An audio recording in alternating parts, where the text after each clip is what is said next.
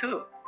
They can remove the power from the parliament and the legislative branch and consolidate it into a monetary system which will have absolute control on the rules and regulations, and also we will have the technology to enforce that. The critical switch would be the introduction of those digital IDs and central bank financial control. A world of zero trust.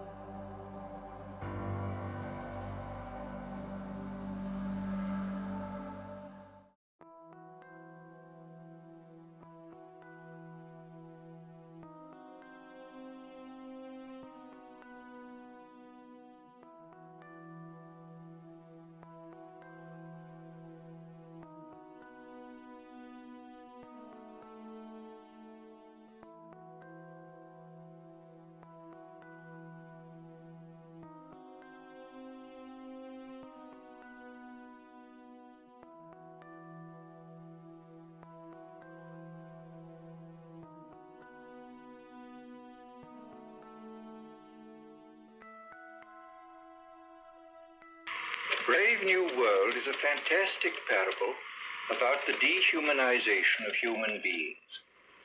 In the negative utopia described in my story, man has been subordinated to his own inventions.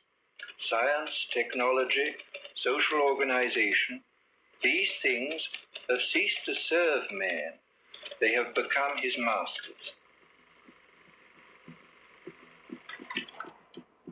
Aldous Huxley's novel portrays a dystopian future under the dictatorship of a world state, where every aspect of human life is controlled, from laboratory creation to the grave. He described the story as fantasy, but later wrote, "The prophecies made in 1931 are coming true much sooner than I thought they would. The nightmare of total organization has emerged and is now awaiting us, just around the next corner." With the rise of brain-computer interfaces and biometric sensors and so forth, all the bodies, all the brains would be connected together to a network, and you won't be able to survive if you're disconnected from the net. All life on Earth is going to be radically changed. It's a fusion of the physical, the digital, and the biological world. It's changing who we are. These people have gotten to the point now where they are openly anti-human. Everything will be monitored. The environmental consequences of every human action, they cannot happen without digital ID. Once the digital ID is in place, it's game over for humanity.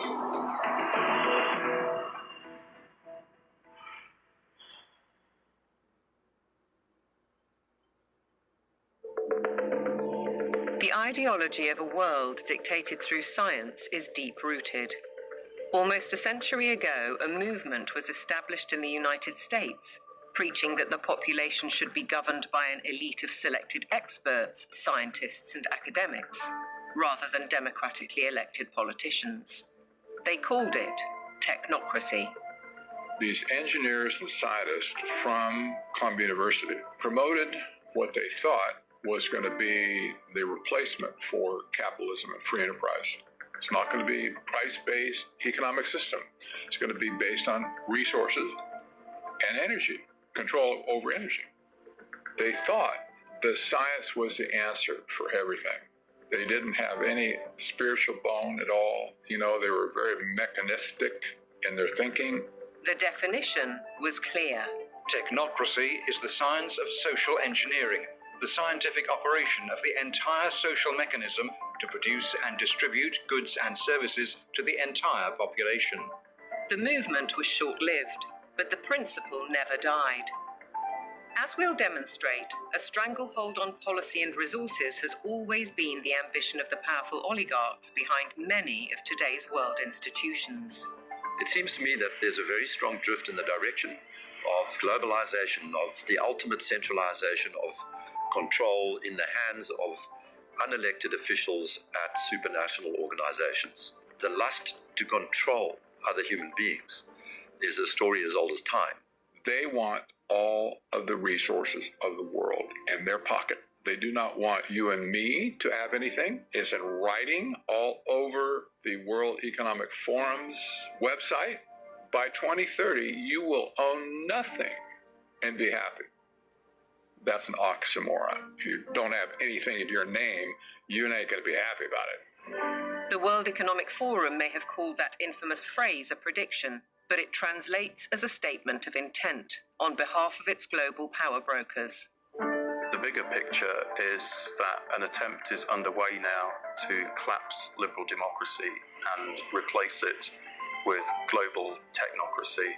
What I call an omni-war is now underway, which is to say that the transnational ruling class is literally, it's not a metaphor, is literally at war with the rest of humanity and has weaponized everything that it can. This is a coup. They can remove the power from the parliament and the legislative branch and consolidate it into a monetary system which has complete control.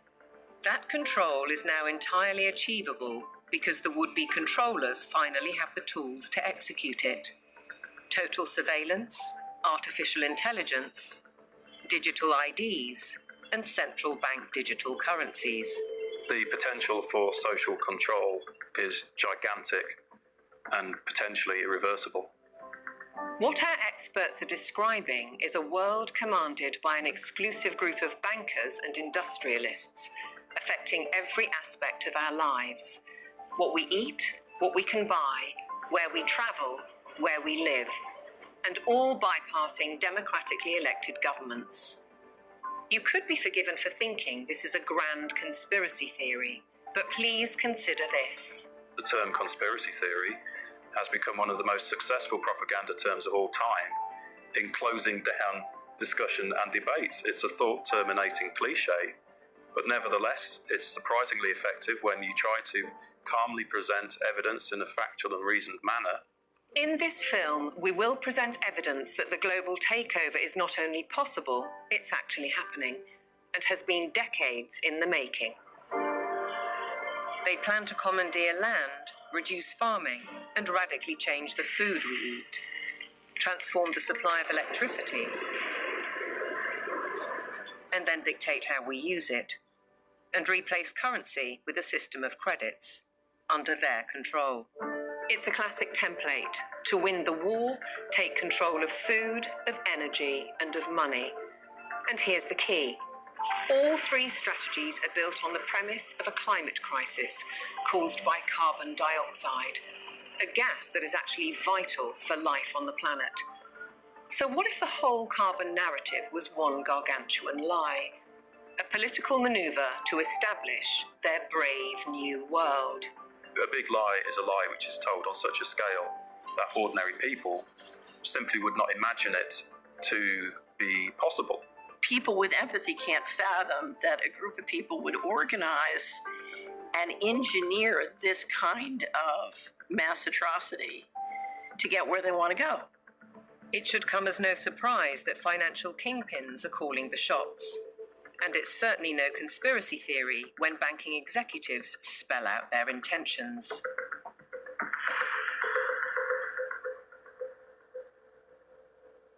We are on the brink of a dramatic change where we are about to, and I'll say this boldly, we're about to abandon the traditional system of money and accounting and introduce a new one.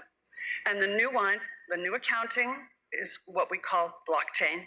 It means digital. It means having a almost perfect record of every single transaction that happens in the economy, which will give us far greater clarity over what's going on. It also raises huge dangers in terms of the balance of power between states and citizens. We are shifting to a new financial system, but the general population is not shifting to a new financial system. It's shifting to a control grid. CBDC can allow government agencies and private sector players to program, to create smart contracts, to allow targeted policy functions. For example, welfare payment. For example, consumption coupon. For example, food stamp. By programming CBDC, those money can be precisely targeted for what kind of people can own and what kind of use this money can be utilized. A key difference with the CBDC is that central bank will have absolute control on the rules and regulations, and also we will have the technology to enforce that. They're saying we can control with rules. We don't need currency anymore. And so it's no longer a financial system or a currency system. It's purely a digital concentration camp. It's a slavery system. When Catherine Austin Fitts talks, we should listen. She's a former high-level investment banker in New York and held senior office in the first Bush administration in Washington. There may be 1,000 models of how it could work. But essentially, you will have, whether it's a banking account or a credit card, and it can be turned off and on. So my incentive system is not you go to work and work hard and you get money. My incentive system can be based on how you behaved in the last 5 minutes, on a 24/7 basis. CBDCs, as the name suggests, would be issued by central banks like the Federal Reserve in America and the Bank of England, not by high street banks. They would signal the end of cash, and every transaction you make would be transparent and held on a permanent database. Crucially, under a net zero regime, your carbon footprint could be at the heart of the system. We're developing, through technology, an ability for consumers to measure their own carbon footprint. What does that mean? That's where are they traveling? How are they traveling? What are they eating? What are they consuming on the platform? So, individual carbon footprint tracker. This can be the infrastructure for a carbon credit system. It's totalitarian control, and if people don't become aware of it now, it's going to be too late to backtrack from this. It's a ratchet system where it's very difficult, if not impossible, to backtrack. But why is now the time for change? Because the system is in crisis. It entered crisis in 2019. Mark Carney, he talked quite openly about how the international monetary and financial system had entered profound crisis and was effectively on its last legs. If you study the history of how the central bankers designed technocracy, essentially when they created the Fed, they said, look, this can't last forever. We're going to need, at some point somebody's going to get hip to this game. We're going to need another system. And I will say this because I used to be part of that group. I was born and bred to be a central banker. They plan ahead hundreds of years in advance. Predictably, the money brokers seem to hold all the cards. As a subtext, does the ruling class need to protect itself as artificial intelligence threatens mass unemployment? And what will happen to our existing assets if the banking system is collapsed and money disappears overnight? In an unknown future, one thing is certain. Digital IDs are essential to the project. If they become compulsory, data on every detail of our lives will be monitored, stored, and monetized. Nothing, but nothing, would be private. For younger people, often it's the case that they like technology, they're completely au fait with it, they enjoy it. So they don't see the dangers that technology can bring because, like a drug dealer does, you feed people, low levels of drug where it's all fun. And then later, when you have them addicted, you feed the hard stuff and that destroys their life. So in a similar way, all of this technology is currently pretty much nice, but when the central bank digital currency comes in and the control comes in and the censorship systems, then the younger people will realize all too late in many cases that they've walked themselves into a trap.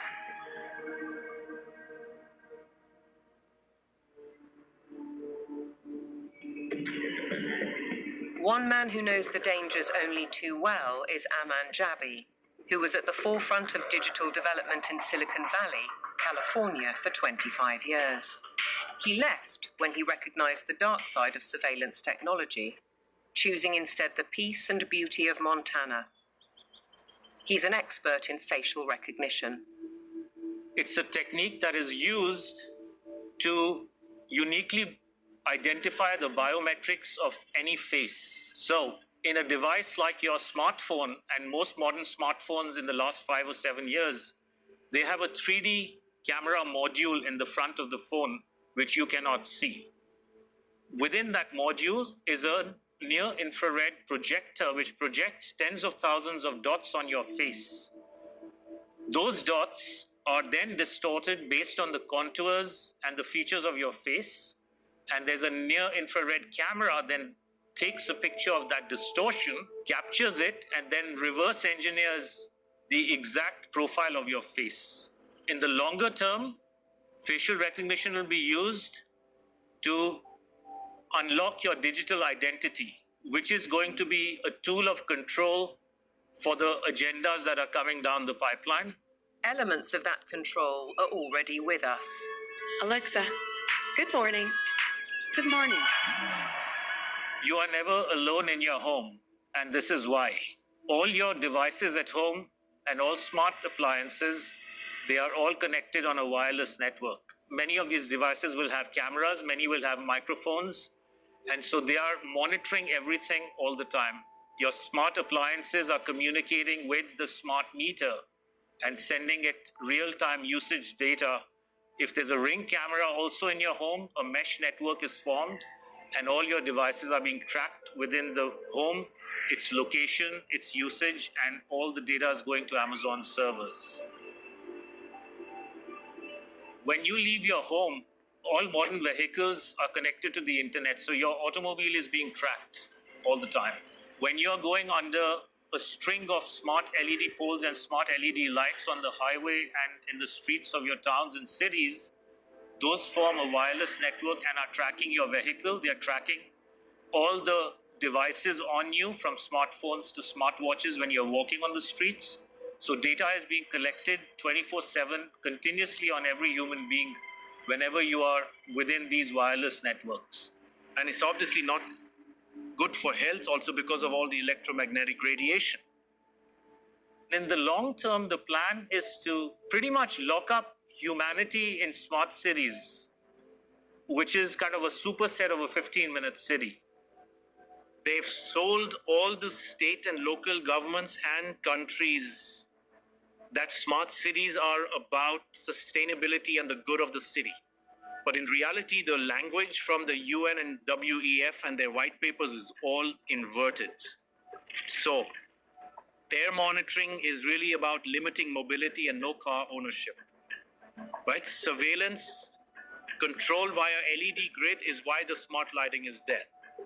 Water management is about water rationing. Noise pollution is about speed surveillance. Traffic monitoring is about limiting mobility. And then, of course, energy conservation is all about rationing heat, electricity, and gasoline.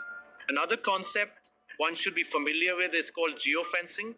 And think of it as an invisible fence around you, where you cannot go beyond a certain point. And that will be related to your face recognition, digital identity, and access control. Your smart contracts, software can turn off your digital currency beyond a certain point from your house. Our world has been turned into a digital panopticon. That means you can be monitored, analyzed, managed, and monetized. Surveillance capitalists are already making billions of dollars selling our information to big corporations, because this kind of detailed knowledge enables them to predict and influence our behavior. Worse, our children are being exploited. There are a lot of board games and other games that are already in the market and have been for over 2 years that have cameras inside and underneath these LED screens that are observing and scoring and emotionally calibrating the faces of all the children. So are all the iPads that they use in schools. They're all manipulating children's behavior by what they display on the screens. And child data is big business. There's a concept called social impact investing, which people should read up on. If your kids are in schools, they are already being traded on Wall Street in real time. They can bet on groups of kids, whether they're going to be successful or not, whether they're going to become computer scientists or environmental engineers. So children have become essentially a commodity and have been for years with this system. And once it's fully in place, It is going to be used to fully control the behavior of children as well as how they behave with respect to, diversity, equity, inclusivity, etc. The Chinese have already gone one step further. Classrooms have robots that analyze students' health and engagement levels. Students wear uniforms with chips that track their locations. There are even surveillance cameras that monitor how often students check their phones or yawn during classes. These sensors pick up electrical signals sent by neurons in the brain. The neural data is then sent in real time to the teacher's computer. We've been drawn into this digital spy network in the name of convenience, connectivity, safety, and especially entertainment. The 3D world of cyberspace creates virtual lives that are often more exciting than reality. Why is this technology being developed? It's all for the culmination of this digital prison from which there will be no escape after all the switches are turned on. The critical switch would be the introduction of those digital IDs and central bank financial control. A world of zero trust. Zero trust is based on a simple principle. Never trust, always verify. Zero trust is a protocol that is implemented by cybersecurity companies. And what it really means is we don't trust you, and you have to prove who you are all the time, 24/7. So think of it as going from a world of implicit allow to default deny. In tomorrow's world, once zero trust is implemented in, say, retail, everything will be behind plexiglass doors with a 3D camera, and it will only be unlocked through your digital identity and facial recognition if you have the available carbon credits in your digital currency. If you've reached the limit of your allowance, it could be access denied. This would apply to fuel, to travel, to meat and dairy products, to clothes and other consumer goods. Because everything in life could be valued by its carbon footprint. Even access to the internet could be denied. So the new world of zero trust is really a world of locks. It's like an inverted prison. You are supposedly free to roam about, but everything you want to access is behind lock and key.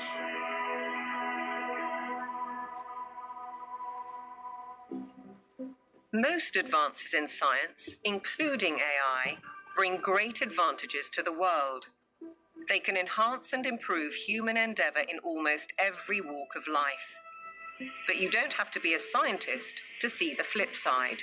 They're constantly monitored by facial recognition cameras that are able to instantly put a face to a name. Now the Chinese are also ranked, given a mark out of a possible 950 points. For now, the number is a sort of bank credit rating, keeping track of everyone's spending habits. It may seem scary, but it's just like that here. We're used to it, and anyway, we don't have a choice. If you think this couldn't happen in the West, ask yourself why so many cameras, smart poles, and 5G networks are being installed in your neighborhood. In London, the police are using facial recognition surveillance. Sainsbury's is already experimenting with AI. Thank you for waiting. The cabinet will now be opened. In UK railway stations, surveillance is being tested to collect travellers' data. And in Oxford, these barriers were installed by the council under its so-called 15-minute city plan. They were removed following protests. But look at what's replacing them in these quiet residential streets. As the tech companies are proud to tell us, the possibilities are endless. We've developed the camera into a sensor. The camera does not only capture video, it can now start to count, measure, and detect. With deep learning capability, the camera is able to generate accurate and trustworthy data and send notifications in order to take action, all directly from the camera. And since our cameras have open technology, well, we can work with different analytic partners from all over the world and together do just about anything we want. Note that they can do just about anything they want. Digital technologies mainly have an analytical power. Now we go into a predictive power. But then the next step could be to go into prescriptive mode, which means you do not even have to have elections anymore, because we know what the result will be. Ultimately, we're facing manipulation by the system. A world where instead of us using technology, technology is using us. But who's really pulling the strings? Banking and oil dynasties like Rothschild and Rockefeller inevitably get mentioned, as do the modern-day big tech masters, including the ubiquitous Bill Gates. David Hughes takes a wider view. It's those who own the means of production, who are capable of magicking money out of thin air, who control the media, and all of the other means of production, which have now been weaponized against the rest of the global population. Catherine Austin Fitts, the banking insider, adds a sinister thought. If you know their name, they're not at the top.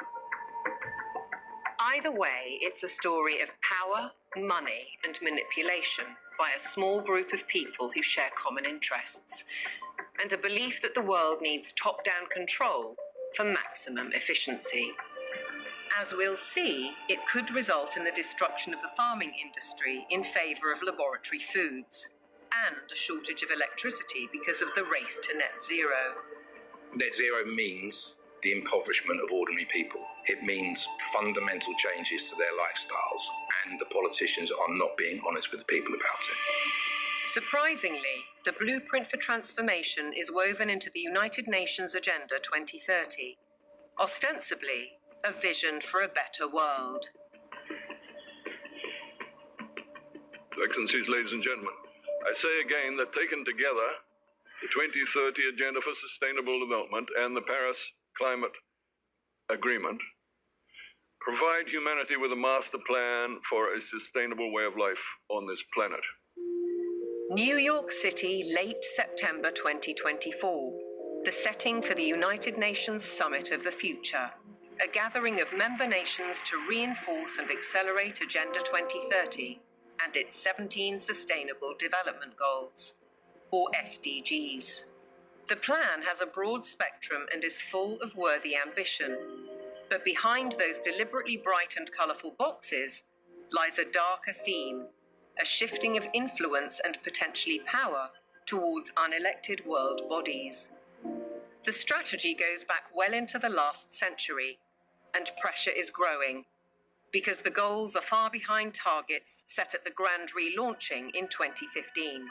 17 inspiring Sustainable Development Goals, the SDGs. Our aim is clear, our mission is possible, and our destination is in our sight. To end poverty and hunger, address inequality, protect our planet, and build a life of dignity for all. It appears to be a noble and ambitious programme for a perfect world, and who could argue with those aspirations? But critics insist the goals are not what they seem. Alex Newman is a journalist and broadcaster who's been investigating the issue for 15 years. He has his own way of interpreting the rhetoric.